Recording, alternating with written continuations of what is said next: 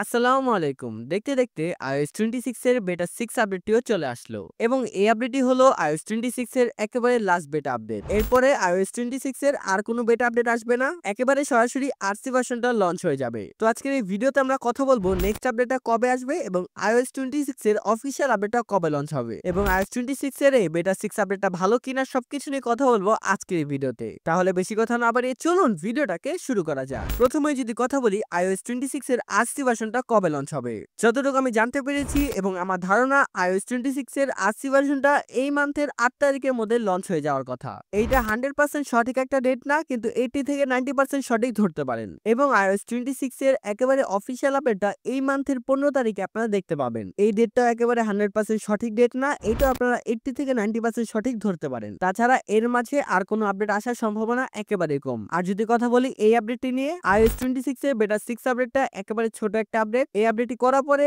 আমাদের ফোনে নতুন কোনো ফিচার অ্যাড হয়নি এবং আমাদের ফোনে তেমন বড় কোনো পরিবর্তন আনা হয়নি। হতে পারে কিছু ছোটখাটো বাগ ছিল যার কারণে এই আপডেটটাকে করা হয়েছে এবং আপডেটটি করার পরে আমি যতটুকু দেখতে পেলাম আমার ফোন থেকে আমি অনেক ভালো পারফরমেন্স পাচ্ছি। আপডেটটি করার পরে ফোন হ্যাং করা এরকম কোনো প্রবলেম আমি দেখতে পাইনি এবং আরেকটা ভালো বিষয় হচ্ছে এই আপডেটটি করার পরে আমাদের ফোনে কোনো রকম ব্যাটারি ড্রেন ইস্যু বাড়ে নেই। আগে আমার ফোন থেকে আমি যেরকম ব্যাটারি ব্যাকআপ পেতাম এখনো ঠিক তেমনই পাচ্ছি। আর আপডেটটি করার পরে আমাদের ফোনে কোনো রকম ব্যাটারি হেলথ ড্রপ করেনি। আর যদি কথা বলি আপডেটটি করার পরে আমাদের ফোনে নেটওয়ার্কিং এ কোনো রকম প্রবলেম দেখা দিচ্ছে কিনা, আমার ফোনে আমি কোনো রকম নেটওয়ার্কিং ইস্যু দেখতে পাইনি এবং হটস্পট, ওয়াইফাই, ব্লুটুথ সবকিছু খুব সুন্দর মতনই কাজ করছিল।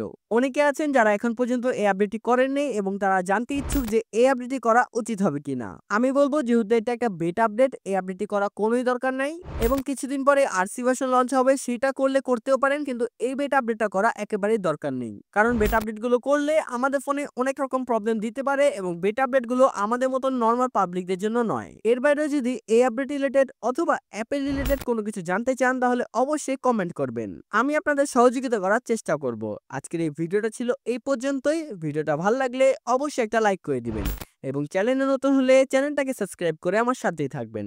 ধন্যবাদ সকলকে, দেখা হবে নতুন একটা ভিডিওতে।